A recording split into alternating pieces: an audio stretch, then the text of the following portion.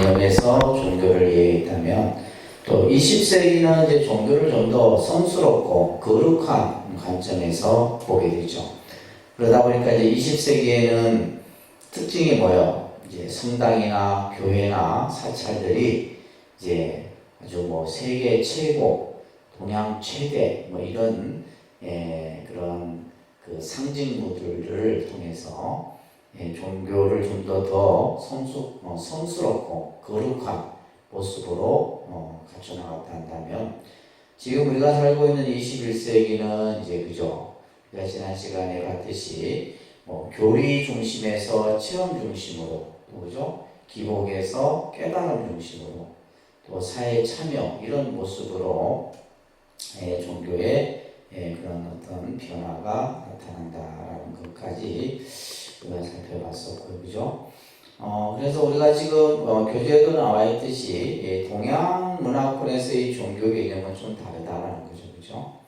그래서 특히 불교적 의미의 종교의 개념은 이 종자가 으뜸 종자, 근본이라는 뜻도 이제 가지고 있는데, 그래서 최고의 가르침을 종교적 개념으로 보는 겁니다. 그래서 우리가 이제 종교라고 하는 것은 또 과학이나 어떤 철학적 사고를 뛰어넘는 그 이상의 가르침이 바로 종교다라고 이렇게 불교에서는 보고 있죠. 그렇기 때문에 이제 인도 문화권에서도 종교를 최고의 진리에 대한 가르침이다. 그래서 우리가 서양에서 보는 종교적 개념하고는 이 동양에서 보는 개념이 조금 관점의 차이가 있다는 것을 여러분들이 염두에 두시면서 그 다음 페이지 보시게 되면 종교에 대한 정의에 대한 얘기들이 학자들이 이 종교학이라고 하는 학문적 영역이 있어요, 그죠? 그래서 여러분들이 대학 다닐 때 종교학개론 이런 정도 배우신 분도 계실 텐데 그래서 여러 가지 종교적 정의들을 설하고 있습니다. 상식적 정의에서 보면 종교라고 하는 것은 하나의 믿음이다. 하나의 믿음.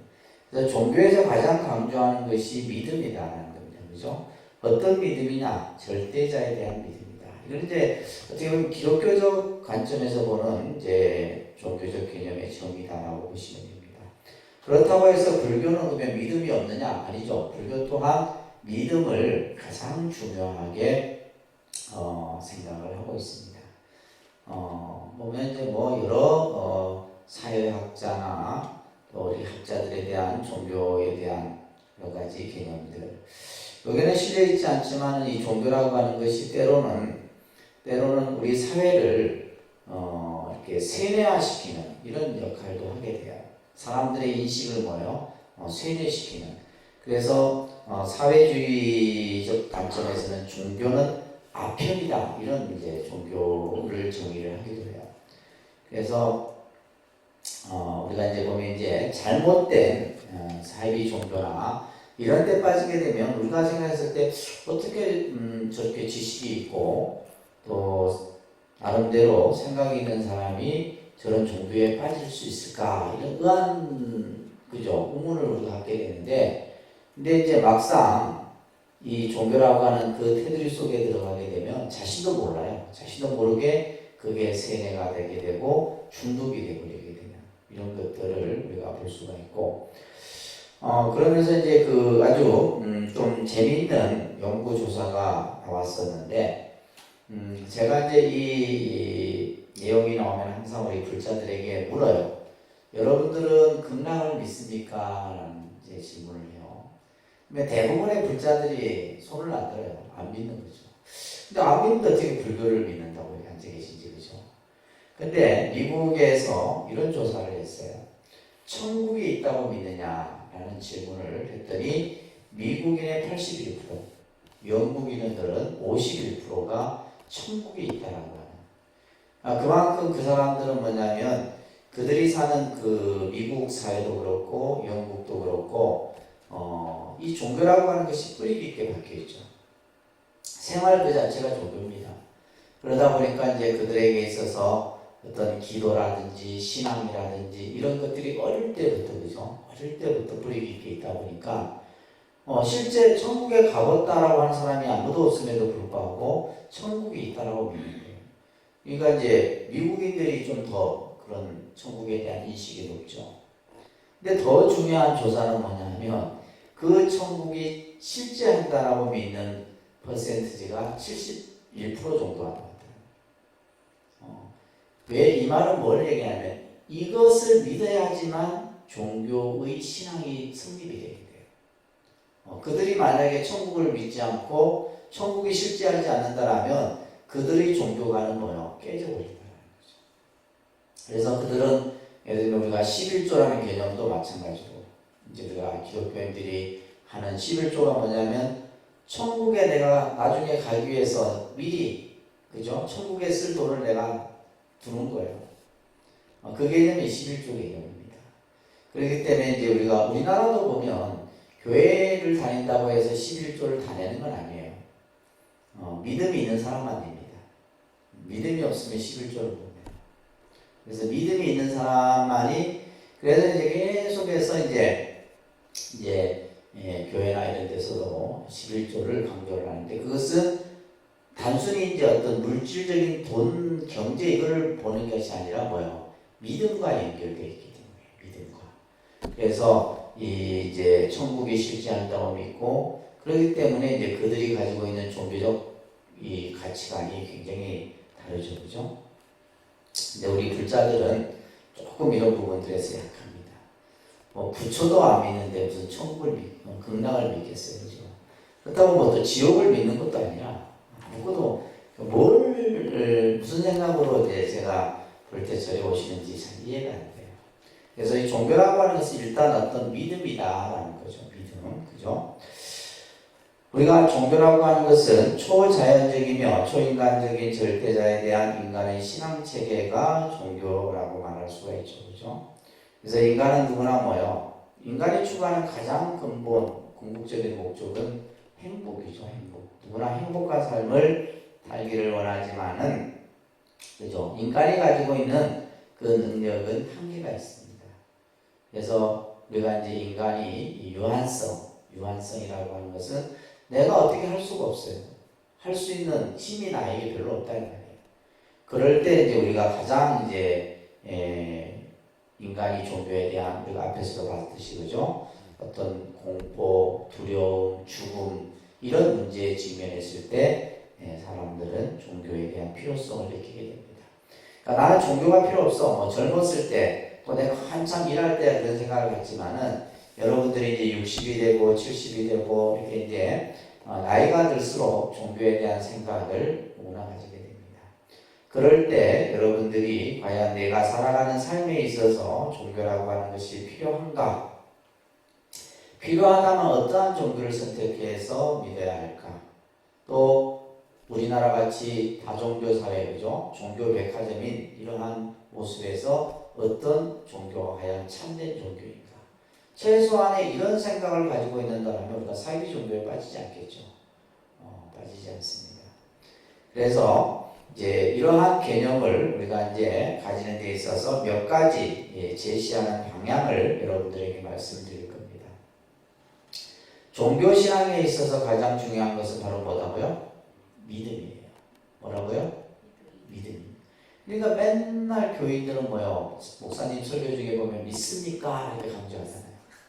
믿습니까? 그러면 그 교인들은 뭐라 그래요? 그죠? 믿습니다 안 하지. 아직 그 기독교 방송을 안 봤구나. 할렐루야. 자기 믿음을 표현하는 거죠. 그걸로써. 그래서 믿음이에요. 믿음. 그래서 종교라고 하는 것은 이것이 정통 종교가 됐든 사이비 종교가 됐든 무슨 종교가 됐든 종교에 있어야 가장 중요한 것은 바로 뭐다? 믿음이다. 이 믿음은 결국 말과 언어를 통해서 나타나게 돼요. 말과 언어. 말은 뭡니까? 그죠? 우리가 예를 들면 기도하는 것. 기도하는 이 자체가 바로 뭐예요? 종교적 믿음이에요. 또 우리가 예를 들면 어떠한 기도문을 외운다든지 모든 종교가 이런 것들을 표현하죠. 우리가 예를 들면 불교는 뭐예요? 몸으로 하는 믿음을 표현하는 것이 절이잖아요. 절을 통해서 내 믿음을 표현하고 우리가 경전을 읽는다든지 뭐 기도를 한다든지 이런 것들은 다 비슷해요. 그러니까 종교적 믿음은 밑에 있죠? 종교적 믿음은 초자연적인 것을 초자연적이라는 말에 여러분들 모든 조건과 상황을 초월하는 개념이 초자연적인 개념이에요. 우리 어떤 조건, 상황을 상정해 두고 하는데 그 자체를 초월해 버리는 거예요. 그런 것을 진리로서 용인하는 마음의 작용이 바로 종교적 믿음입니다. 다시 말해서 상식이나 우리가 예를 들면 어떤 이치나 예를 들면 어떤 뭐 학문적인 개념이나 이런 것들이 필요하다는 거예요. 필요치 않다는 거예요. 종교적 믿음은. 그래서 우리가 예를 들면 기독교 같은 경우는 창조설, 부활의 문제, 천국의 문제, 이 세 가지 문제를 항상 이 문제는 대두가 됩니다.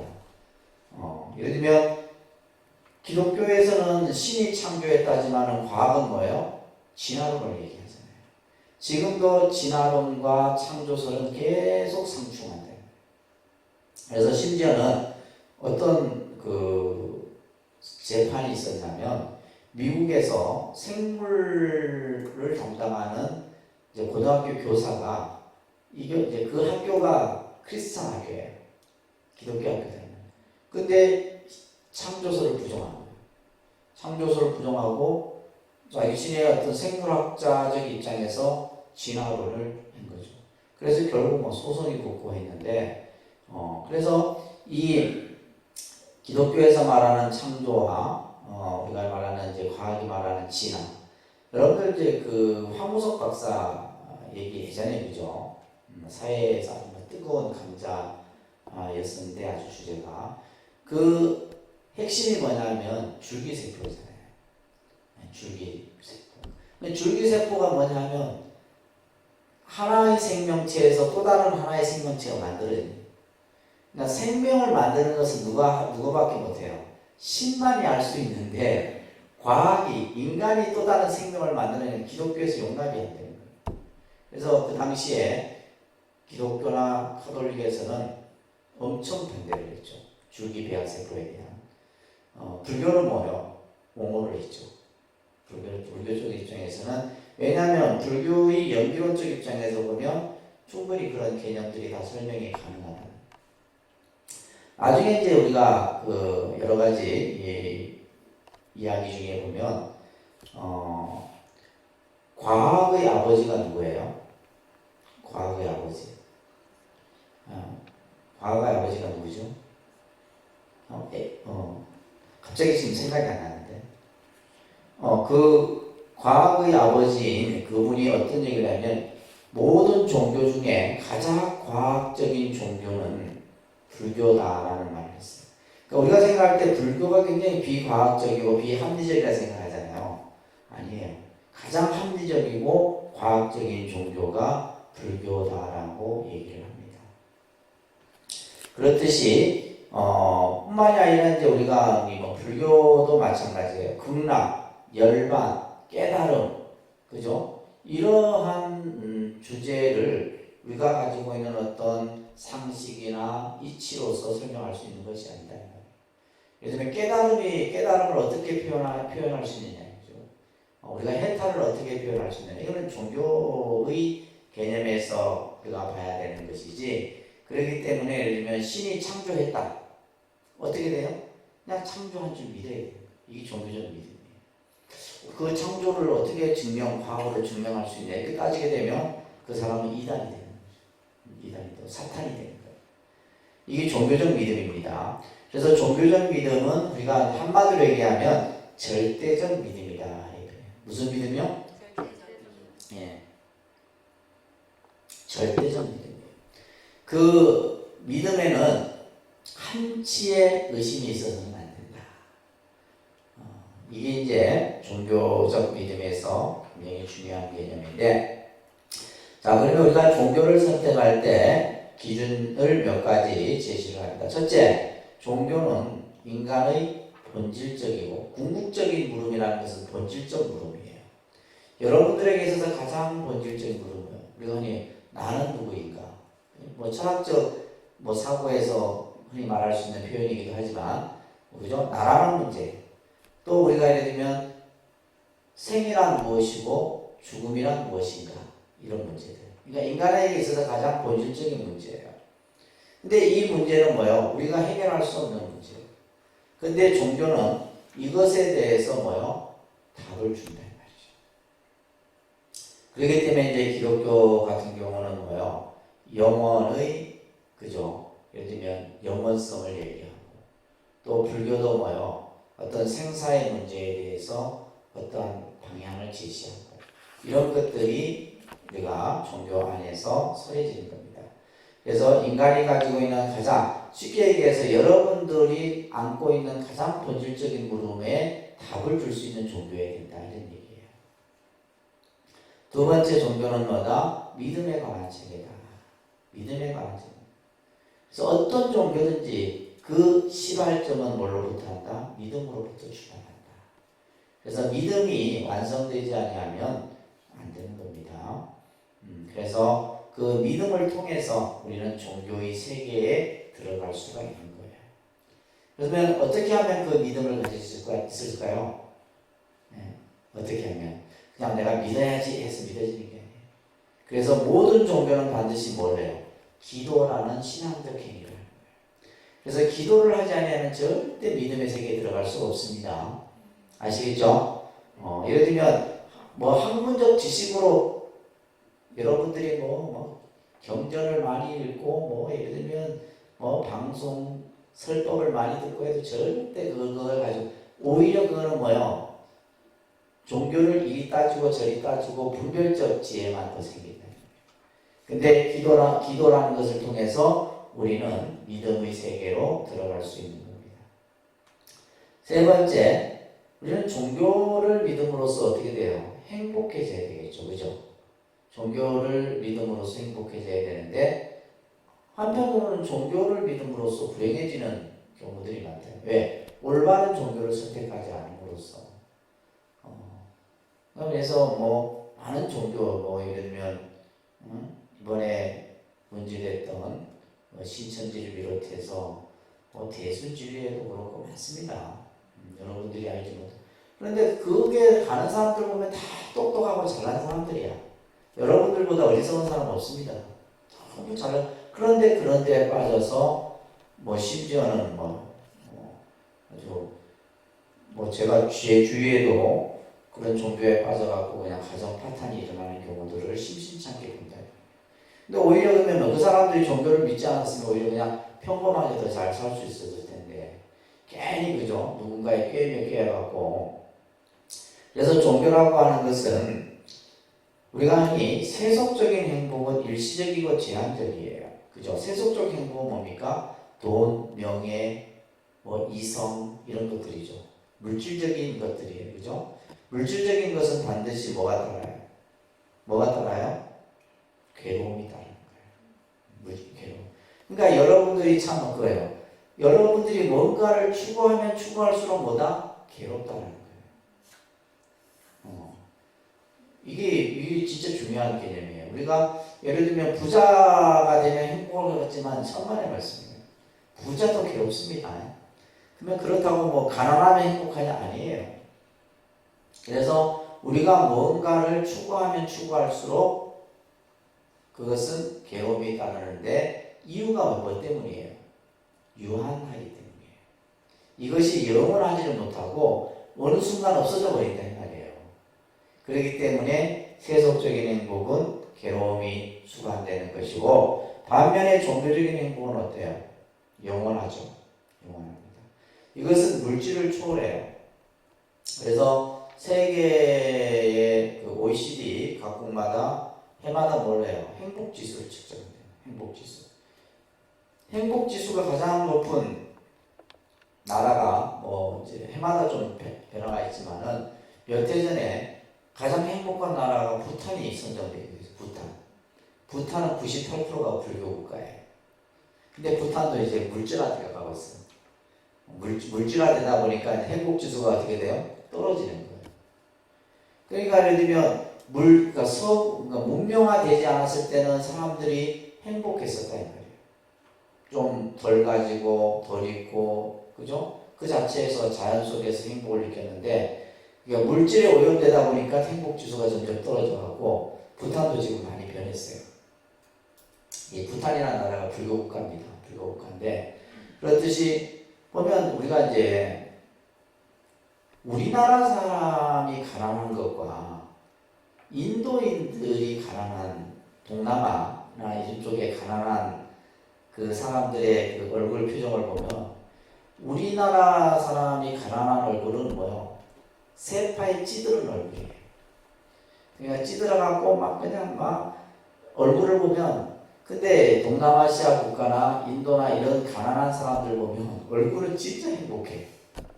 우리가 봤을 때 그 사람이 그냥 불쌍해 보이고 예를 들면 이렇게 좀 이렇게 안 좋게 보이지만 그들은 뭐예요? 행복하다. 이게 그래서 우리가 흔히 이제 흥행하는 말로 물질이 행복을 이렇게 그죠? 충족시켜 주지만은 않다. 그들은 뭘 가지고 있어요? 종교라는 것을 가지고 있다. 종교를 갖고 있기 때문에 그래서 이제 동남아 불교 국가 같은 경우는 가난하잖아요. 동남아시아가. 근데 그 사람들은 그 가난을 저주하거나 또 그 가난을 누구 탓으로 돌리잖아요. 그들은 어떤 생각을 가지고 있어요? 불교적 사고를 가지고 있다. 내가 지금 가난한 것은 뭐예요? 내가 복을 짓지 못했기 때문이다. 내가 지금부터 선하게 살고 남에게 뭐라도 하나 베풀게 살게 되면 다음 생은 뭐예요? 내가 부자가 될 수 있다. 이런 사고를 가지고 있고 근데 우리는 어때요? 우리는 저 서울역 같은 데 가보면 노숙인들 많이 보는데 이 사람들은 완전히 세상을 저주하고 원망하고 그런 사고를 가졌잖아요. 틀려요. 그래서 이 종교라고 하는 것이 우리에게 뭘 준다? 영원한 행복을 준다라는 거예요. 그렇지만 종교를 잘못 선택하게 되면 그 행복 또한 괴로움이 된다는 겁니다. 아시겠죠? 그 다음에 종교는 세상을 평화롭게 만들어야 되겠죠. 그죠? 근데 이것 또한 좀 반대의 모습들이 보여요. 지금 우리나라 세계 각처에서 일어나고 있는 지금은 이제 뭐 코로나 때문에 코로나19가 세상을 다 지금 이제 모든 뉴스라든지 이런 것들이 이제 코로나 때문에 전부 다 불러가 있는데 보면 우리가 얼마 전만 해도 중동이나 이런 데 아프가니스탄 뭐 IS라든지 전부 뭐냐면 종교입니다. 종교. 실제 어떤 국가 간의 이념의 충돌이 아니라 종교 문제예요. 근데 그 종교도 뭐 이슬람, 회교 이런 쪽이 기독교 그래서 종교가 세상을 좀 더 어떤 전쟁이나 어떤 이런 여러 가지 문제들에 대해서 해결 방안을 줘야 되는데 그렇지 못해요. 그래서 칼 야스퍼스라고 하는 종교학자가 세계의 종교 중에 종교를 명분으로 전쟁을 일으키지 않는 종교는 불교뿐이다 이런 얘기를 했습니다. 그래서 우리가 이제 기독교 같은 경우는 십자군 전쟁이라든지 그죠? 세계 역사에 보면 종교로 인해서 일어나는 전쟁들이 굉장히 많습니다. 그래서 이제 기독교 역사를 보게 되면 전부 뭐예요? 제국주의, 그러니까 다른 나라를 침탈하는 거죠. 그래서 영국이나 프랑스나 이쪽이 뭐가 많아요? 식민지 지배를 많이 했단 말이에요. 그것도 뭐 힘없는 나라들 전부 식민지. 그래서 이제 그런 역사를 봤을 때 우리가 종교라고 하는 것은 그나마 지금은 이제 종교가 나름대로 어떤 세계 평화라든지 어떤 그런 것들을 노력하려고 세계 종교 지도자들이 예를 들면 교황이라든지 그죠? 우리가 흔히 말하는 달라이라마라든지 이런 세계 종교 지도자들이 그런 역할을 하려고 하죠. 근데 이제 정치인들이 말을 안 들으니까 문제인 거지. 자, 이런 어떤 종교들. 그러니까 우리가 예를 들면 종교를 통해서 내가 살아가는 본질적인 물음을 찾을 수 있고 또한 내가 살아가는 하나의 어떤 믿음 체계를 형성할 수 있고 내 삶의 행복을 가져다주고 세상을 평화롭게 만들 수 있는 종교라면 여러분들이 그 종교를 선택하시라는 거예요. 아시겠죠? 종교 선택의 기준은 이 정도 여러분들 기준을 잡고 하셔야 됩니다. 그 다음에 종교의 기원을 조금 보겠는데요. 사회학자인 막스 밀러가 이런 말을 했어요. 어떤 말을 했냐면 한 종교를 아는 사람은 한 종교를 아는 사람은 아무 종교도 알지 못하는 것이다. 이런 얘기를 했어요. 그러니까 예를 들면 우리가 불교를 믿는다 해서 불교만 공부하면 안 돼요. 불교 공부 끝나면 성경 공부하러 갔다 오세요. 성경 공부도 하고, 그래서 한 종교를 아는 것은, 그죠? 아무 종교도 알지 못하는 것이다. 그만큼 우리가 종교적인 사고가 편협되면 안 된다. 특히 우리 같이 다종교 사회에서는 다양한 종교적 폭넓은 이런 어떤 사고가 필요한 거예요. 그래서 우리가 예를 들면, 종교 그 자체를 비판하기보다는 그죠? 우리가 흔히 말하는 기독교든 가톨릭이든 불교든 이런 종교들은 수천 년 동안 내려온 종교들 아니에요. 어느 날 갑자기 만들어진 게 아니다. 그렇지만 이제 그 종교가 발전하는 과정 속에서 여러 가지 이제 변화된 모습으로 나타나서 불교만 해도 그렇잖아요. 불교만 해도 이렇게 내려오다가 남묘 회랑계비로 일본에서 만들어지기도 하고 지금 마산에 가면 그 천태 법화경 사상으로 해서 하는 용어요. BSF 같은 있어요. 그 마산역 앞쪽에 공부가 있는데 그게 같은 경우는 진짜 지식인들만 그래 다녀요. 우리가 아니면 사자 붙은 사람들만. 그게 보면 또 젊은 청년들, 젊은이들이 다녀요. 그러니까 불교에 어떻게 보면 신천지 비슷한 그런 데인데 그 종교가 일본에서도 파생된 거예요. 여러분들 인터넷 찾아보면 나옵니다. 자, 그래서 우리가 이제 다양한 종교의 모습들을 보면서 그러면 우리가 이제 제일 먼저 등장한 종교의 형태는 자연 숭배 신앙이죠, 그죠? 자연 숭배 신앙. 그래서 어떻게 보면 우리 한민족이 믿었던 종교는 어떤 형태나 자연 숭배 신앙이었어요. 그래서 어떤 하늘이나 해나 달이나 나무나 이런 것에 어떻게 신성한 영적인 힘이 있다고 믿었던 거예요. 이게 자연 숭배 신앙입니다. 그래서 우리가 예를 들면 우리 애국가에는 뭐가요? 하느님이 나오죠. 하느님. 그러니까 기독교에서 말하는 하나님하고 다릅니다. 그러니까 우리는 예부터 하늘, 옥황상제, 전부 어떤 하늘에 뭔가 있다라고 믿었던 거죠. 그러면서 또 뿐만이 아니라 오래된 돌, 나무, 그죠? 그래서 산에는 뭐가 있고, 산신이 있고, 바다에는 용왕이 있고, 그죠? 땅에는 뭐가 있고, 지신이 있고, 땅에도 신이 있다, 지신이 있다는 거죠. 나무에는 목신이 있고, 그죠? 또 뿐만이 아니라 화장실에도 신이 있다고 믿었어요. 정랑신. 그리고 부엌에도 신이 있어요. 조왕신. 그러니까 이런 어떤 신앙적 개념들을 우리가 가지고 있었던 겁니다. 그래서 우리나라 같은 경우는 이제 주로 보면 교주가 있지만은 특히 그죠? 신화에 가장 많이 등장하는 것이 용입니다. 그래서 용과 관련된 산도 많고 절도 많고 설화도 많아요. 그죠?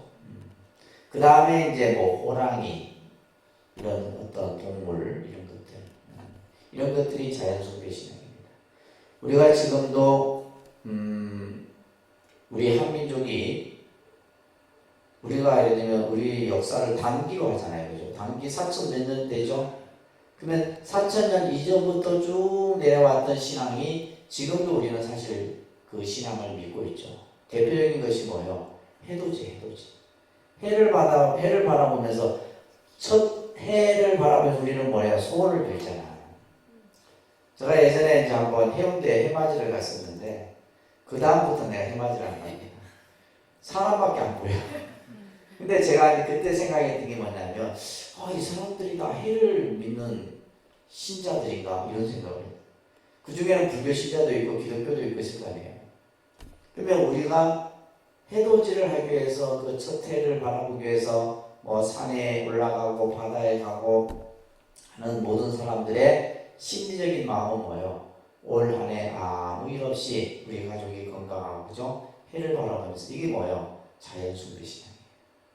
그러니까 이 신앙이 아직도 우리는 지금도 내려오고 있다. 보름달을 보면서 우리는 또 뭐예요? 소원을 빌리고 이런 것들. 그러니까 그런 것이 우리는 어떤 사람은 좀 개념을 모르는 사람들이 그런 것을 보고 해를 바라보고 뭐 이렇게 하늘을 우리 옛날 할머니들이 뭐요? 장독대 위에 정한수 떠다놓고 저 길 떠난 자식을 위해서 비는 거. 이런 것이 미신이 아니죠. 미신이 아니에요. 우리가 예를 들면 그런 어떤 자연 숭배 신앙을 가지고 미신이라면 미신의 개념을 모르는 사람이에요. 보면 우리가 미신이라는 글자는 이 미혹할 미자를 쓰거든요. 미혹할 미자에 믿을 신자를 씁니다. 그래서 아까 종교는 항상 이 글자, 그죠? 믿음. 제 본명에도 신자인데 믿음. 그래서 미신인데 이 글자의 뜻은 뭐냐면 뭐요? 내 믿음이 확고하지 못한 거예요. 내가 볼 때 우리 절에 다니는 사람들이 다 미신을 믿어. 여러분들은 왜냐하면 믿음에 대한 확고한 신념이 없는 거죠. 이게 미신인 것이지 우리가 그러니까 용어 개념을 잘못 선택해서 표현하는 거예요. 그 다음에 이제 우리가 흔히 이제 그냥 그 종교에 완전히 빠져갖고 믿는 믿음을 광신자 이렇게 하잖아요, 그죠? 이 광자가 미칠 광자예요. 광신, 미신. 그 다음에 우리가 예를 들면 삿되게 믿는 믿음을 사실이라는 거예요. 무슨 신? 삿될 사자예요. 사실. 이런 것들은 전부 잘못된 거죠, 그죠? 그러니까 우리가 가져야 될 믿음은 바를 정자, 정신, 바른 믿음이에요. 그래서 우리 불교 신자들은 이런 어떤 미신을 믿으시면 안 된다. 믿음에 대한 확고한 신념을 가지고 여러분들이 종교신앙을 하시게 됩니다. 자, 그 다음에 이제 이 자연숭배신앙과 더불어서 점차 나타난 것이 샤머니즘입니다. 샤먼. 여러분들이 좋아하는 분이죠? 여러분들이 늘 자주 찾아가 뵈고, 그죠? 올 한 해 어떻게 될까 운수를 묻기도 하고. 샤먼은 뭐예요? 무당이에요, 무당. 그래서 우리 무속신앙이 있는데, 그러면 이 무속신앙도 굉장히 오래된 신앙이에요. 예를 들면, 우리가 예를 들면, 뭐, 무속신앙이 미신이다? 아니라 그랬죠, 그죠? 아닙니다. 이게 중요한 거예요. 여러분들이 점집에 가서 그 무당이 써주는 그 부적에 대해서 이게 뭐 될까 안 될까 벌써 뭐예요? 내가 믿음을 못 가지는 거예요. 그러면 그 부적은 아무 쓸모없는 거예요. 보통 우리가 샤먼 같은 경우는 뭐냐면 이제 그 주로 하는 역할이 뭐예요? 그 사람의 운명, 그죠? 운세를 점치거나 또 병을 치료해주는 역할도 하기도 해요. 근데 이제 이 샤먼이 두 가지가 있죠, 보통. 하나는 영적인 힘을 받은 무당이 있고, 하나는 그냥 공부를 통해서 주역이라든지 이런 학문적인 것을. 요즘에 이제 우리가 보통 평생교육원에서 제일 인기 있는 강좌가 이 강좌예요. 철학. 그러니까 쉽게 말해, 뭐 철학이란 표현보다는 어떤 이런 그 점성학 이런 쪽에 많이들 관심들을 갖습니다. 그래서 이제 그걸 하려고 하면 이제 뭐 주역을 꼭 봐야 되죠, 그죠? 주역을 봐야 되고. 그래서 이제 이러한 역할들을 하게 되는데, 그래서 우리가 이제 보통 영적인 무당 같은 경우는 주로 이제 여러분들 내림굿을 받아서, 그러니까 가장 나타나는 특징이 뭐냐면 몸이 아파요. 몸이 아픈데 이유 없이 아파. 시름시름 아픕니다. 실제로 굉장히 많아요. 우리나라만 있는 게 아니라 외국도 많습니다. 외국도 많고, 그리고 이게 이제 우리가 흔히 하는 말로 뚜껑이 열려서 그래요. 머리 뚜껑이 우리가 흔히 열받으면 뚜껑이 열린다 하잖아요. 그래서 스트레스를 받으면 안 돼요. 스트레스 받으면, 그러니까 이게 이제 우리가 영성 세계에서는 우리 정상인 사람은 안 보이죠. 무슨 귀신이 밤에만 나타나는 게 아닙니다. 밤에만 있는 게 아니에요. 그러니까 정상인 사람한테는 정상인 요 세계만 보이잖아요. 그런데 우리가 이제 신적인 영적인 힘을 가진 사람은 뭐예요? 인간이 보지 못하는 그러한 모습들을 봐요. 그러면 그 사람들 얘기로 듣자면 이 우주 허공에 어마어마한 영혼들이, 구천을 떠도는 영혼들이 많다는 거예요. 오늘 잠 못 잘 겁니다. 지금 얘기 듣거나. 그래서 여러분들 누워있으면 천장에도 여러분들 보고 있다. 예를 집에도 있어요. 집에 뭐. 그래서 우리가 흔히 이제 옛날 사람들 이런 얘기 있어요. 사고가 나면 꼭, 특히 교통사고도 보면 그 자리에 꼭 사고가 나요. 옛날에 우리 마을에 보면 저수지 같은 데 보면 물에 빠져 죽으면 꼭 그 자리에 빠져 죽어요. 그래서 몇 사람이 빠져 죽습니다. 그러니까 이게 뭐냐면 우리가 흔히 이제 이런 세계에서 이렇게 하는 얘기로는 혼을 건져야 되는데 그 혼이 떠나지를 못하는 거예요. 억울하니까 자기 죽음이. 그러니까 그게 늘 이렇게 있어요. 제 아는 스님이 그 영혼을 건지는 그걸 잘하는 스님이 계세요. 그래서 우리가 어느 날 진짜 스님들 10명에서 그 영혼 구제하는 얘기를 새벽 3시까지 듣고 있었다니까요. 네, 그 스님한테. 되게 제일 재밌는 얘기잖아요. 그죠? 귀신 얘기가. 제일 재밌네. 그래서 어떻게 구하느냐 했더니 교통사고 난 그 현장에 갑니다. 현장에 가서. 그러니까 우리가 예를 들면 물에 빠져 죽든 교통사고 현장이든 간에 시신은 건질 수 있지만 그 혼을 건져야 돼요. 그럼 혼을 건지는 역할은 이제 스님이 가서 하는 거예요. 그러면 어떻게 하냐면 이제 이 종이로 사람 형상의 모습을 쫙 해갖고 해요. 그래서 기도를 하겠죠. 2시간, 3시간 기도를 하고. 그래서 마지막에 대나무로 이렇게 딱 그 옷에 그 종이에 대면 종이에 딱 달라붙어요. 그리고 그걸 항아리에 딱 넣어서 이제 마지막 천도를 시켜야 되는데, 그 혼을 천도를 시켜야 되는데, 그리고 한 번은 이게 물에 빠져 죽은 그 혼을 건지는데, 근데 이제 보통 보면 이제 그런 것을 우리가 예를 들면 이제 쉽게 말해서 해상 사고가 나면 시신이 어디 간지 모르잖아요. 그걸 찾는 사람이 또 있어요. 그걸 찾아내는 사람이 있어요. 어디쯤 가면 어디에 있을까라고 찾아요. 그러면 그걸 찾는 사람이 있고, 또 뭐요? 그 혼을 건지는 사람이 있을 거예요.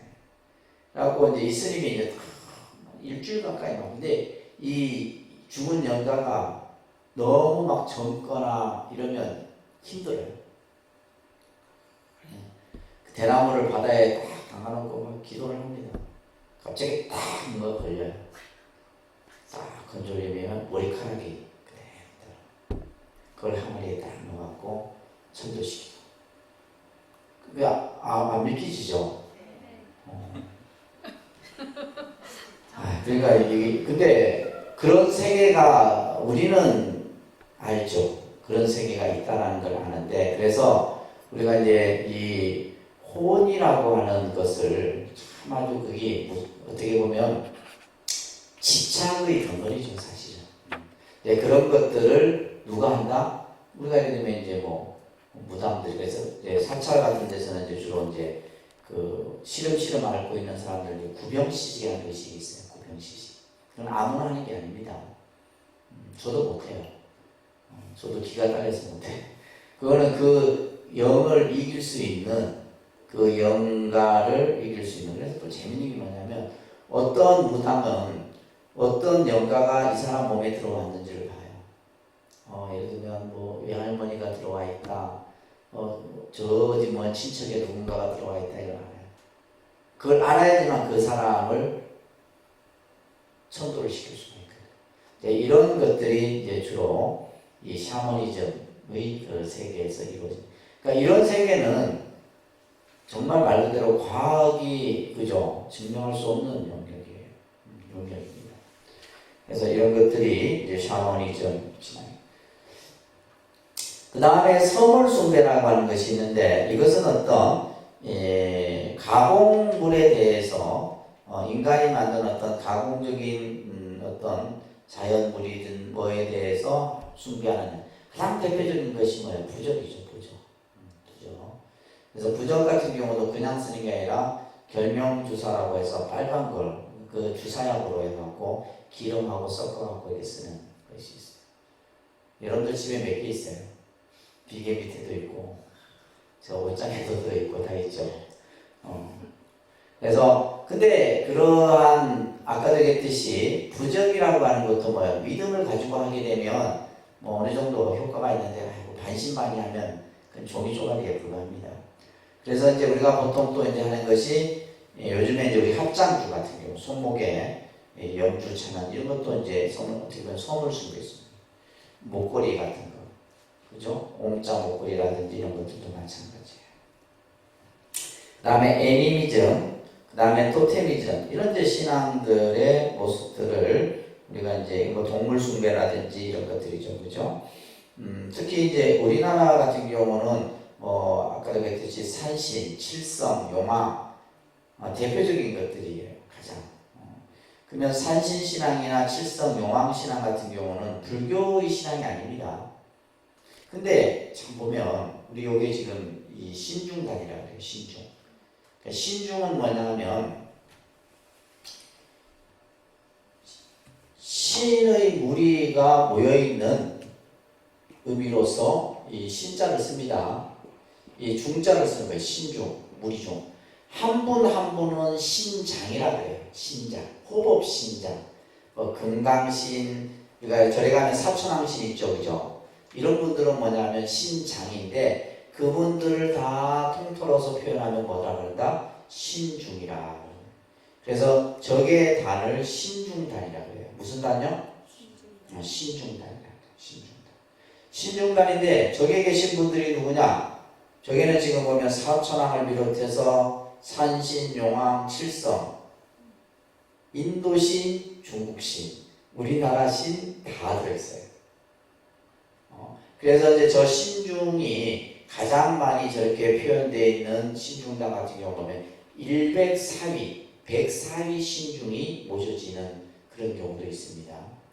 보통 우리가 이제 보통 얘기하면 팔부신중이라고 해요. 아닙니다. 팔부신중. 팔부신중. 그래서 이제 핵심적으로 표현하면 8분. 하늘, 용, 야차, 건달바, 아수라, 가루라, 긴나라, 마후라 이렇게 하늘, 용, 야차, 건달바, 아수라. 그러니까 이 팔부신중들이 바로 뭐예요? 근데 이 신들은 선신이에요, 선신. 우리가 신도 보면, 그죠? 이 신도 보면 악신이 있고 선신이 있습니다. 악신은 뭐 하는 역할이에요? 인간이 잘 되는 꼴을 못 봐. 이 악신은 뭐냐면 여러분들 계속 괴롭힙니다.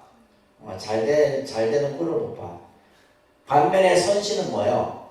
인간을 항상 보호하고 그렇지만 인간이 뭐예요? 악을 저지르면 벌을 주고 이러한 역할을 하는 분들이 바로 이 신중들이에요. 그래서 우리가 사찰 같은 경우는 도량에는 뭐가 있어요? 도량신이 있어요. 여러분들 통도사 가면 통도사 사천왕문 딱 넘어서고 바로 옆에 보면 조그마한 정각이 있는데 그 신이 그 정각이 가람각이에요. 가람신을 모시는 정각이에요. 그래서 우리가 보면 이제 사찰에 보면 산신, 칠성, 용왕 이런 신 그죠? 근데 이런 신들은 어디 신이냐면 사실은 중국의 영향이 더 큽니다. 중국의 영향과 우리나라 같은 경우도 이제 삼면이 바다요, 그죠? 지금이야 이제 뭐 개발이 많이 됐어요. 옛날 우리가 지리 공부할 때 보면 국토의 80%가 산악이다 이거거든요. 그러니까 그만큼 뭐야 산악과 삼면이 바다. 그렇기 때문에 당연히 뭐가 발달돼요? 산신과 용왕의 개념이 발달되죠. 특히 이제 우리가 지명에 보게 되면 산자가 들어간 지명이 있죠. 마산, 울산, 부산.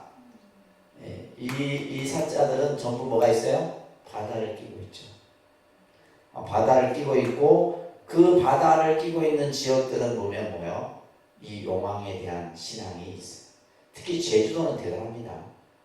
제주도는 우리가 예를 들면 이런 정통의 종교는 통하지가 않아. 그게는 전부 뭐야? 우리가 봤을 때 그들 그 마을의 신앙이 있죠. 무속신, 우리가 예를 들면 토속신앙. 토속신앙들이 뿌리를 내리고 있어요.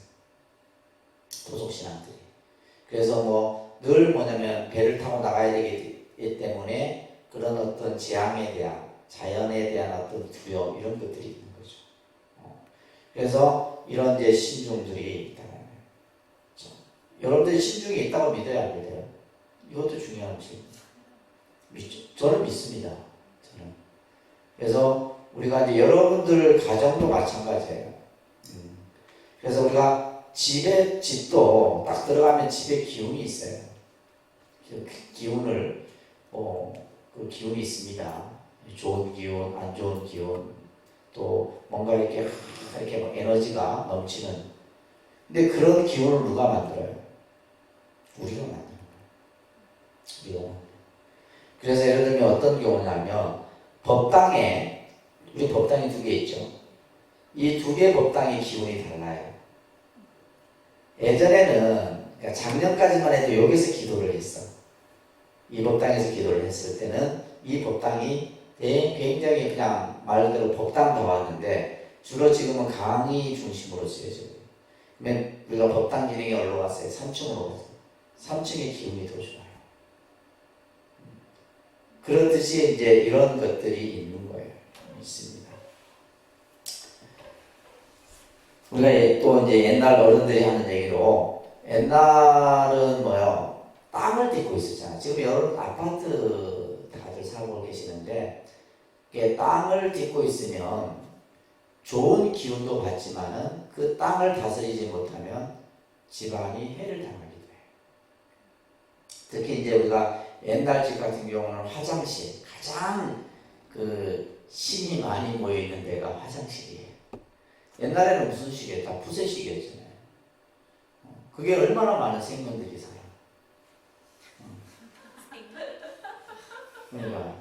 그래서 옛날 그거 그냥 같이 사는 거예요. 그걸 퍼갖고 우리는 뭐야? 밭에 뿌려서 농작물을 수확해서 또 먹고, 또 싸고, 또 먹고, 그러고 살았던 거예요. 그리고 우리가 그러면서 사실 그때는 더 건강했죠. 더 건강해. 그래서 이 지의 기운이 굉장히 중요해요. 지의 기운이 땅을 딛고 있는. 그래서 우리 독립선언도 보면 새벽, 저녁 기온 때문에 기온이 굉장히 좋습니다. 기온이 그냥 그게 느껴져요.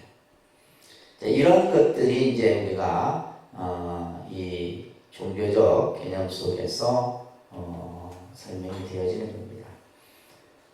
자, 우리가 이제 흔히 이 기독교적인 입장에서 보면 불교는 종교가 아니고 철학이다라고 얘기를 하는 경우들이 많아요. 이거는 이제 서양의 종교학자들이 보는 관점이에요. 종교는 뭐 해야 돼요? 신이라는 것을 상정해야 되는데 불교는 뭐예요? 신 자체를 인정하지 않잖아.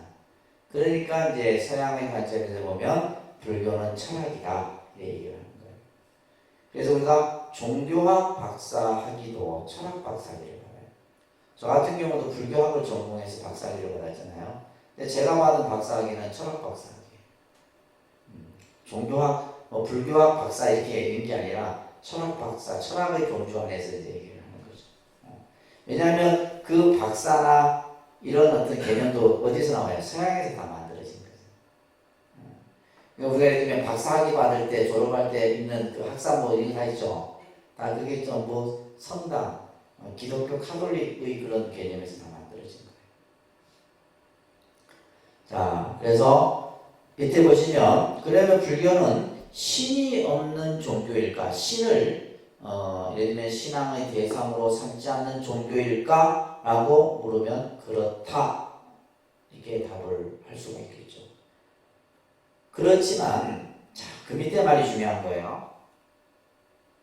불교는 신의 존재를 상정하거나 신의 존재를 논증하는 것을 철학적 목표로 삼지 않는 종교다 이 말이에요. 다시 말해서 불교라는 종교는 무신론이에요. 무신론. 신을 얘기하지 않는 종교예요. 왜? 부처님은 신이 아니기 때문이에요. 그죠? 신의 개념에서 얘기하지 않습니다. 그것을 뭐라 그래요? 무신론이라고 해요. 뭐라 한다고요? 무신론. 그렇지만은 무신론이면서 유신론이기도 하다. 이 말은 뭐냐면 아까 불교는 뭘 또 신앙의 대상으로 삼아요? 이 신자. 그러니까 부처님만께 딱 우리가 보는 것이 아니라 불교는 뭐예요? 우리가 예를 들면 종교적, 신앙적 관점에서 아까 얘기했던 수많은 하늘의 신들부터 시작해서 중국 신, 일본 신, 한국 신까지 전부 신에게 우리가 또한 뭐 하기도 하고, 근데 이 신은 무슨 신이라고 했어요? 선신이라고 했잖아요.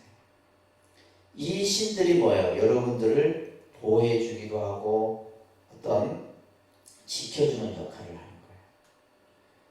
그래서 무신론이면서 때로는 유신론이기도 한 모습이 불교다. 그렇지만은 신 자체를 종교의 대상으로 삼지는 않는다. 이런 얘기예요. 무슨 말인지 아시겠죠? 예. 그렇게 여러분들이 이해를 하셔야 됩니다. 그래서 무신론이라는 말은 유신론이라는 말이 대비되는 개념으로서 불교가 무신론이다 이렇게 단정하는 것 또한 애매하다. 무신론이다 라고 단정해버리면 이 지금 신장의 개념이 없어야 된다. 근데 우리는 사실 어떻게 보면 세상을 살아가는 데 있어서 이분들의 역할의 힘이 더 커요. 이분들의 역할의 힘이 더 큽니다. 이분들하고 여러분들은 좀 더 가까운 관계예요. 왜? 함께 늘 살아가는 관계이기 때문에. 때로는 이분들이 여러분들에게 상을 주기도 하고 벌을 주기도 하는 역할이 이분들의 역할이 됩니다. 아시겠죠? 그래서 불교는 기독교와 같은 측면에서 본다면 종교적 입장에서 신앙이라는 것을 중시한다 이 말이에요. 신앙. 우리는 뭐요? 우리가 앞에서도 부처님과 부처님의 가르침과 승가에 기하는 삼기를 했죠. 그죠? 이것은 뭐냐면 기독교에서 말하는 성부, 성자, 성신이라는 개념과 삼위일체의 개념과 같은 거예요.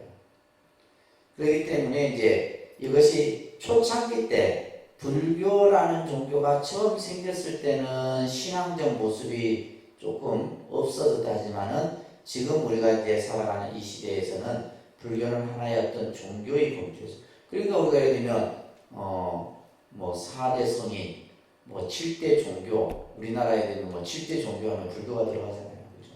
그러니까 종교적 범주 안에서 얘기를 하는 겁니다. 자, 그 밑에 이제 아주 중요한 말씀을 우리가 한번 새겨 듣도록 한번 해볼까요?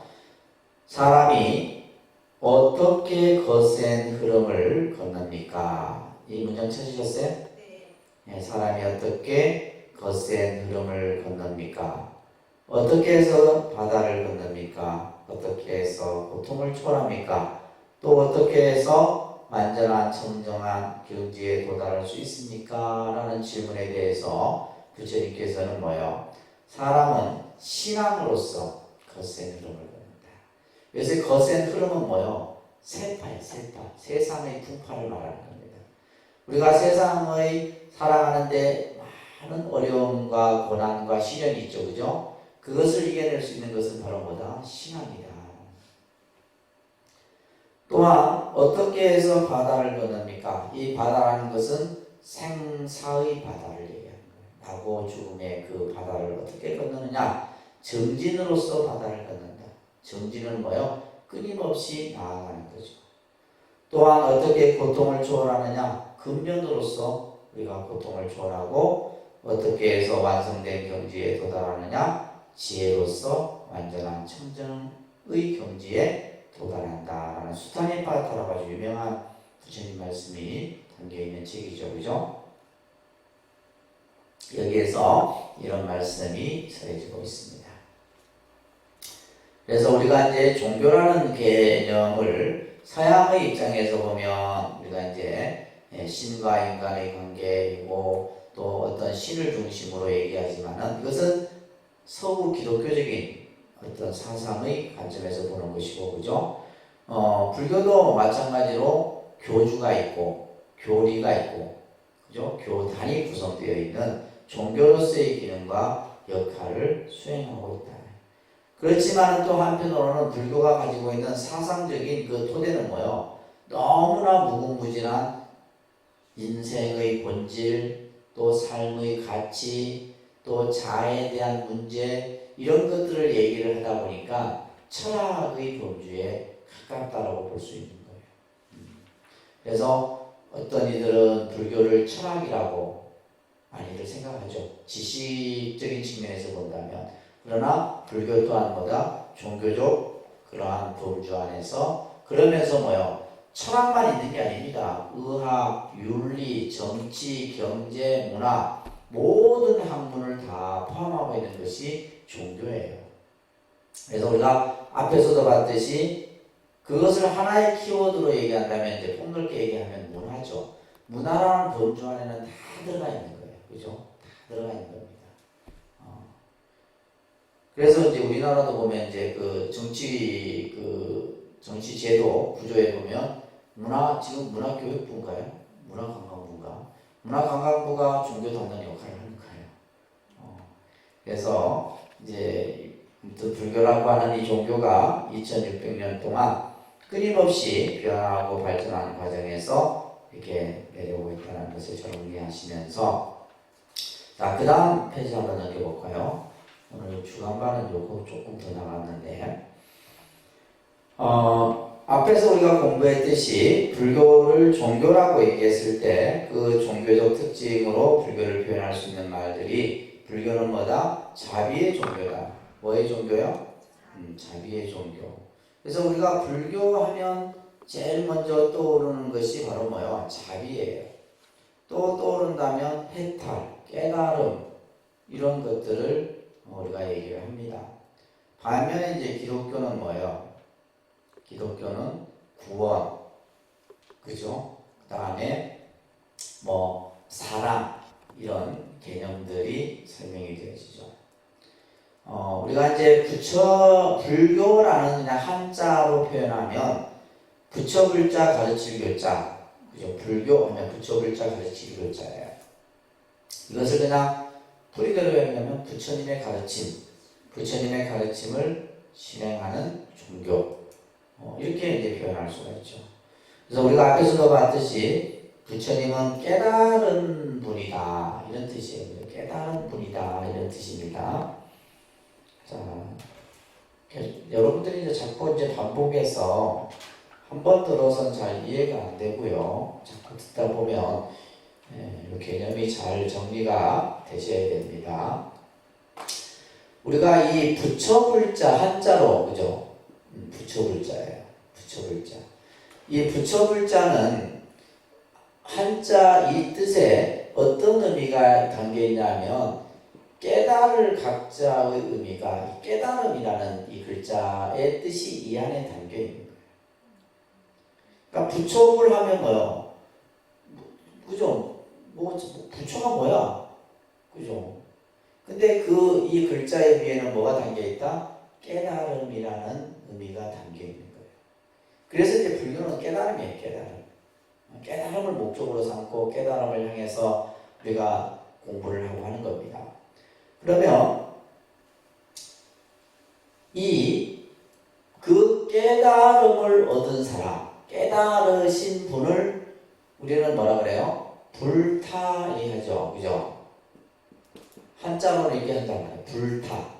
불타. 한자로는 불타예요. 그러면 이 불타라는 이 한자는 중국인들이, 그죠? 이렇게, 이거는 이제 우리가 영어적 표현을 하면 붓다 되는 거예요. 붓다. 그래서 고타마 붓다. 초기 경전에 보면 서가모니 부처님을 고타마 붓다 이렇게. 고타마는 성이에요. 석가족, 샤카무니 부처님 붓다. 그래서 고타마 붓다. 이 붓다라는 말을 그대로 중국 사람들이 이렇게 한자로 표기를 한 거예요. 그러니까 이 불타만을 가지고는 해석이 돼야 안 돼요.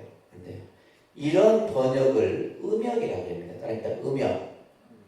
따라합니다. 음역. 소리 나는 대로 번역. 그래서 사실 이제 불교 공부는 이 인도 말인 버머와 또 가장 이제 언어적으로 많이 쓰여지는 언어가 한자어죠. 한자. 우리가 예를 들면 아시아는 거의 한자어입니다. 우리나라도 한자어죠. 그죠? 우리나라 말은 전부 한자어예요. 한자의 뜻을 다 가지고 있는 거죠. 순수한 우리말은 몇 개 안 된다. 순수한 우리말. 우리가 쓰는 명사들은 전부 뭐예요? 한자어잖아요. 한자어입니다. 그래서 이 불가를 그냥 중국 사람들은 이것을 다르게 표현하기 못해서 그냥 소리 나는 대로 이런 용어들이 많습니다. 반야, 보살, 바라밀 이런 용어들은 전부 뭐예요? 소리 나는 대로 표현하는 거예요. 소리 나는 대로. 그러면 뜻으로는 뭐냐? 이 뜻으로 번역하는 것을 의역이라고 합니다. 그러니까 의역. 앞으로 여러분을 공부하면서 용어를 설명할 때 음역이다, 의역이다, 음역과 의역을 같이 설명할 거예요. 음역과 의역. 의역은 뜻으로 번역하는 겁니다. 뜻으로 번역하는 겁니다. 뜻으로 번역했을 때 불타를 뭐라 한다? 각자다 이렇게 번역을 하는 거예요. 농자자를 써서. 그래서 이걸 이제 하면 깨달은 분, 깨달으신 분 이런 뜻이에요. 이렇게 개념을 여러분들이 정리해 주셔야 됩니다. 아셨죠? 알겠습니까? 자, 그래서 불교는 깨닫도록 가르치는, 깨달음을 얻도록 하는 가르침의 종교가 바로 불교예요. 그래서 불교하면 여러분들은 그냥 깨달음이라는 단어와 항상 연관해서 생각합니다.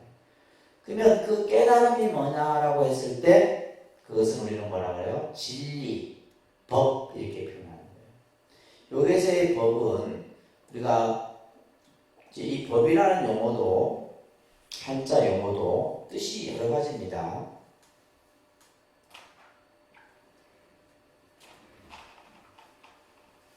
이 법이라는 글자도 보면 그러니까 한자는 뜻이 많죠. 한자는 뜻이 많아요. 그래서 우리가 이제 경전을 볼 때 그 한자가 번역되는 그 뜻이 다양해요.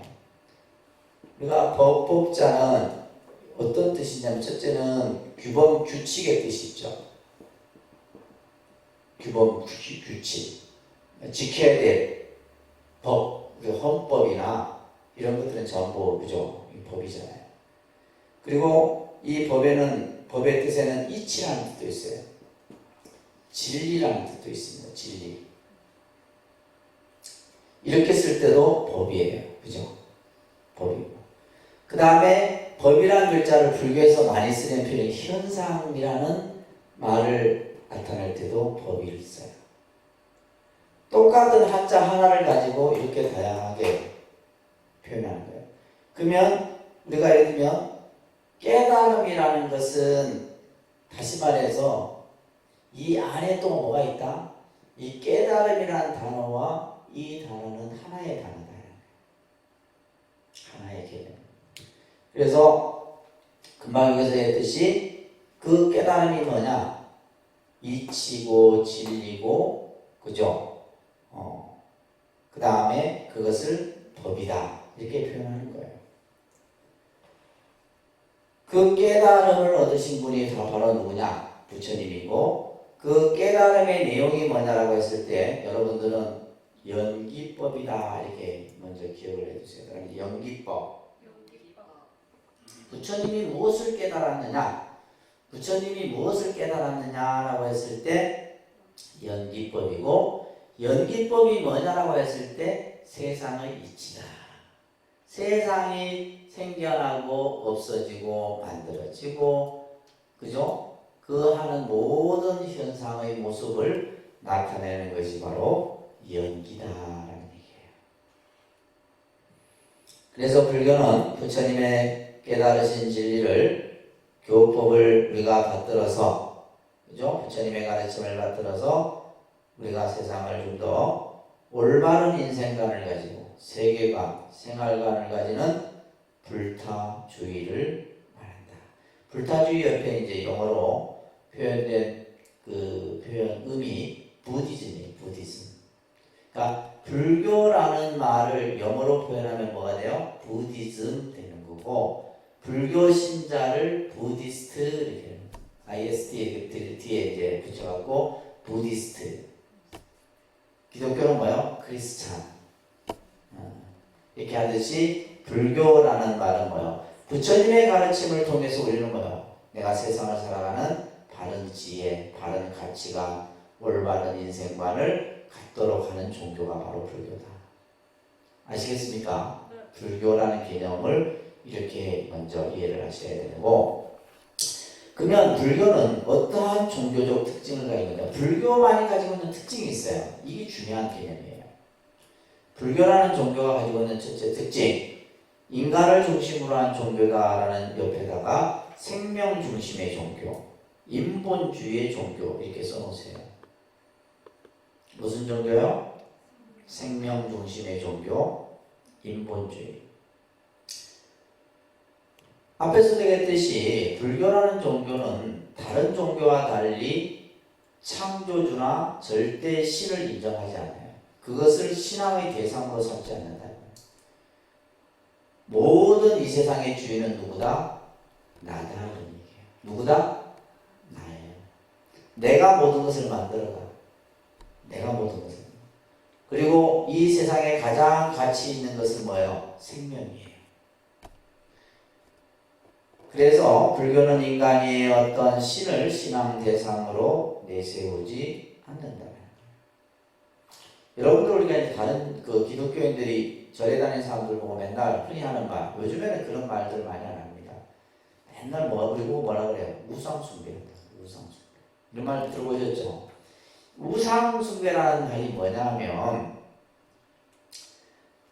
우리가 어떠한 특정한 형상을 통해서 그것을 뭐 하려고? 자신의 욕망을 정당화시키는 수단으로 삼는 형태가 우상이에요.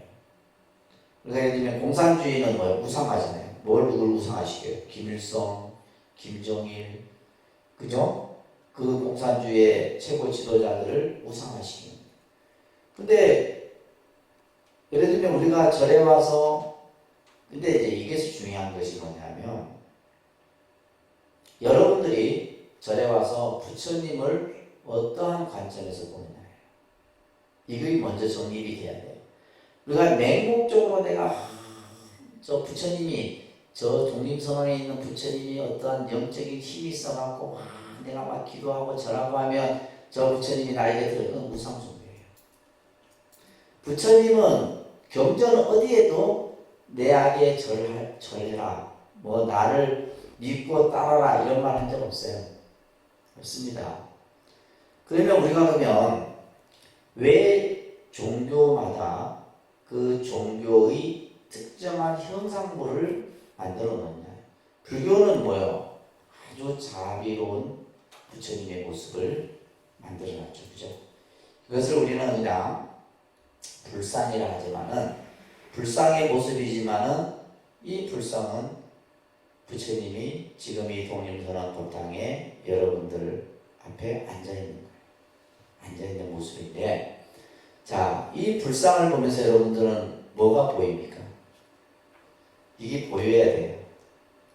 안 보이면, 이게 안 보이고 절을 하면 뭐가 되는 거야? 우상숭배가 되는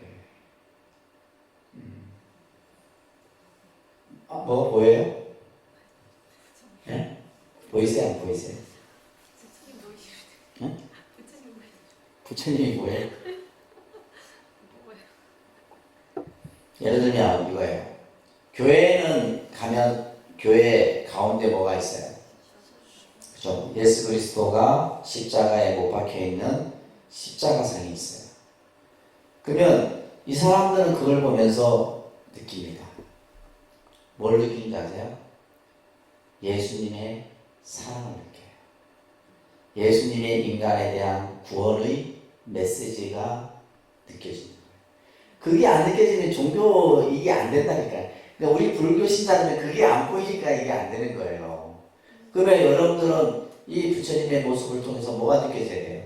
부처님의 자비가 느껴져요. 자비가 느껴지지 않으면 그것은 신앙이 만들어질 수가 없어요. 그래서 교인들 여러 친구들한테 물어보세요. 예수 그리스도의 십자가에 그들도 뭐예요? 성당이든 예배당 안에 들어가면 십자가 아무것도 없는 예배당 없어요. 다 있다 이 말이에요. 그죠? 다 있습니다. 교인들은 집집마다 십자가에 못 박힌 예수 그리스도 상을 집에 다 모시잖아요. 그냥 그걸 보면서 그 사람들은 예수님의 사랑과 하나님의 구원을 느끼는 거예요. 그걸 보면서 그 가슴 속에서 그런 어떤 신앙적인 마음들이 만들어져요. 근데 우리는 절에 다니는 사람들은 그냥 불상을 봐도 아유 불상이 잘생겼니 못생겼네 이쁘니 안 이쁘니 이런 것만 본단 말이에요. 이게 그래서 되겠냐. 이 불상이라는 것도 우리가 이 말하는 이 그리스의 영향에서 이 불상이 만들어집니다. 그리스의 문화 속에서. 그래서 특히 이제 저쪽 중동이 이제 실크로드를 통해서 그쪽에 이제 그 문화가 아주 활발하게 꽃피웠던 지역이거든요. 특히 우리나라에 와서는 보면 신라, 통일신라, 그 다음에 삼국, 고려, 조선 이 시대적으로에 그에 따라서 지금 우리 여기 2층에 설법전의 부처님은 통일신라 시대에 가까운 부처님의 형상이 굉장히 화려하죠. 그리고 모습이 귀족적이에요. 근데 3층의 법당은 제가 3층의 법당에 모시는 부처님은 조선시대 고불 형태로 모셨어요. 조선시대 부처님은 뭐냐면 소박하고 투박해요. 그리고 조선시대의 불상을 보게 되면 굉장히 조선시대는 뭐예요? 불교가 화려하지 못했잖아요. 늘 탄압을 받았고 그러다 보니까 부처님의 형상도 그러하더니 그러나 고려시대 때는 더 화려합니다. 고려시대의 불화 같은 거 보세요. 뭐 상상을 초월합니다. 그래갖고 우리 지금 3층에 모신 저 부처님은 요런 고개를 앞에 쏙 내밀고 있는 모습. 우리 중생들하고 좀 더 가까이 서민적으로 다가서려고 하는 그런 이미지를 가지고 있어요. 그래서 여러분들은 부처님의 자비와 또 하나를 보셔야 돼요. 뭘 봐야 돼요? 법을 볼 줄 알아야 돼요. 부처님의 진리를 볼 줄 알아야 돼요. 그 진리가 그래야지만 여러분들이 우상숭배의 소리를 안 듣는 거예요. 그러니까 그 개념을 만들지 못하면 그렇잖아요. 예를 들면 그냥 불쌍해 무슨 어떤 뭐가 있는 것이냐 생각하고 내다 절만 해봤자 아무 소용없다. 그런 종교적 감성이 갖춰져야 되는 거예요. 아시겠죠? 네. 그래서 부처님께서는 이 세상에 오시자마자 하셨던 말씀이 그죠? 인간의 존엄과 평등성을 외치셨다. 우리 배웠잖아요. 천상천하 유아독존. 그죠? 모든 생명은 다 평등하고 가치 있는 거예요. 이게 이제 불교가 가지고 있는 가장 큰 특징입니다. 그러면서 인간은 누구나 그죠? 자기 스스로 자기의 노력에 의해서 모든 것을 성취해 갈 수 있다는 거예요. 이 일제유심조라는 말은 여러분들 100만 군보다 더 값어치 있는 말이에요. 모든 것은 뭐예요? 마음이 만들어 간다. 어떤 분이 실제로 있었던 이야기예요. IMF 때 사업에 실패해갖고 재산을 잃었어요. 잃고 낙심을 해서 이제 모든 것을 자포자기하고 어느 절간에 들어가서 요양을 하던 차에 이 스님께서 그 절에 스님께서 이분에게 모든 것은 마음이 먹는 대로 다 이루어지는 겁니다. 일체유심조 법문을 해준 거예요. 근데 이분에게는 이 일체유심조라는 말이 그렇게 크게 다가왔던 거예요. 다시 이분이 제기를 하죠. 사업의 제기를 해서 실제로 이 일체유심조의 이 말에 의해서 이분이 사업에 성공을 해서 학교 사업을 하고 해서 이 스님에게 학교를 헌납을 했어요. 학교 재단 자체를 헌납을 저 전라도에 있습니다. 학교가. 그렇듯이 이 일체유심조라는 이 5글자가 얼마나 불교의 어떤 가장 진면목을 드러내는 말이라는 걸 여러분들이 아셔야 돼요. 모든 것은 뭐다? 마음이 만든다. 그래서 우리가 예를 들면 부처도 마음 안에 있고 중생도 마음 안에 있고 선도 악도 전부 내 마음 안에 있는 거예요. 내 마음이 모든 것을 만들어 간다. 그것은 바로 뭐예요? 우리가 주인이기 때문에 그죠? 그래서 불교는 인간을 가장 근본 또 생명을 가장 근본으로 한다. 법구경에도 우리들은 우리 자신들의 의지처고 다른 누가 의지처가 될 수 있느냐? 그죠? 돈, 명예, 권력, 자식 내 의지처가 될 수 없습니다. 의지하지 마세요. 이거는 괜히 믿었다가 나중에 다 낙담합니다. 믿어야 될 사람 누구예요? 자기 자신이에요. 자기 자신. 그래서 스스로 자기 자신을 등불로 삼고 법을 등불로 삼아라 라는 우리 부처님이 열반하셨을 때 이 말씀을 다시 한번 상기를 해야 되겠죠. 그죠? 그러면서 부처님께서는 법을 보는 자 나를 보고 나를 보는 자 법을 본다. 이거 외우셔야 돼요. 이런 경구들은. 법을 보는 자 뭐요? 나를 보고 나를 보는 자. 이 바깥에는 이제 제가 이 스토리를 좀 말씀드리면 임종을 얼마 앞둔 노비우 스님이었어요. 근데 이 스님이 출가를 하고 나서 부처님을 한 번도 본 적이 없어. 혼자서 이제 외딴 곳에서 수행만 하셨어요. 그래서 이제 병이 들어가서 이제 시름시름 앓고 이제 죽을 날이 며칠 안 됐는데 얼마 안 되지 않고 혼자말로 내가 죽기 전에 부처님 한 번만 뵀으면 이렇게 스님이 됐는데도 한 번도 부처님을 본 적이 없으니까 부처님 당시 때 얘기입니다. 그래서 옆에 있던 사람이 부처님이 계신 곳에 와서 지금 병들어 죽어가는 노비구가 있는데 죽기 전에 부처님을 한번 뵈었으면 합니다. 이렇게 부탁을 합니다. 부처님이 이제 문병을 하죠. 이 병들어 누워있는 비구의 방에 들어서자 이제 몸도 가누지 못하고 있던 비구가 부처님 오시는 모습을 보고 몸을 일으키려고 합니다. 부처님이 그대로 누워있거라. 그러면서 어떤 얘기를 이 구절 앞에 하냐면 썩어 없어질 이 몸뚱아리를 보고 예배한들 무엇하겠느냐. 이 말씀을 뭔지 아세요? 네가 내 몸뚱아리를 보고 예배한들 무엇하겠느냐. 이게 불교예요. 이게 불교입니다.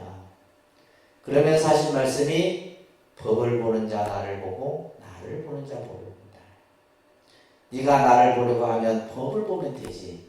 굳이 이 썩어 없어질 몸뚱아리를 보고 예배한들 무엇하겠느냐. 이 아주 정말 감명 깊은. 저는 이 구절을 출가해서 이제 공부할 때 이런 경구들을 접했었는데 그런 것들을 모아놔갖고 지금 제가 책에도 수록해 놓은 거예요. 이 교재를 만들면서 정말 이게 불교구나 그렇잖아요, 그죠? 그래서 우리가 부처님께서는 금강경이나 이런 데서도 형상으로 나를 보려 하지 마라. 외형의 모습으로 나를 볼 수 없다 이 말이에요. 근데 우리는 자꾸 뭐예요? 모양으로 부처를 보려고 하잖아요. 또 소리로서 부처를 찾으려고 한다. 부처를 볼 수 없다 이 말이에요. 부처는 어디 있어요? 내 안에 이미 갖추고 있는데 왜 자꾸 모습을 쫓느냐 이거예요. 그렇지만 우리가 스님 그러면 불상이 필요 없지 않습니까? 이렇게 여러분들이 반문할 수 있잖아요. 근데 우리 중생은 눈에 보여야 돼요. 이게 우리의 한계점입니다. 여기에 지금 만약에 아무것도 없어요. 아무것도 없이 여러분들 보고 자 이게 부처님이 계시니까 삼배합시다면 여러분들 의아해하겠죠. 우리는 눈에 보여야지만 그 형상을 보고 따르게 됩니다. 그렇기 때문에 모든 종교는 어떠한 형상물을 다 통해서 만들어놔요. 아까도 교회도 마찬가지고 원불교도 마찬가지고 다 마찬가지예요. 근데 그것을 어떻게 바라보느냐 이게 차이점인 거예요. 아시겠죠? 그래서 우리가 불교를 바라볼 때, 부처님을 바라볼 때 자비와 법으로 볼 수 있는 안목을 여러분들이 가지셔야 돼요. 이게 진짜 불교입니다. 오늘 여기까지만 하도록 할게요.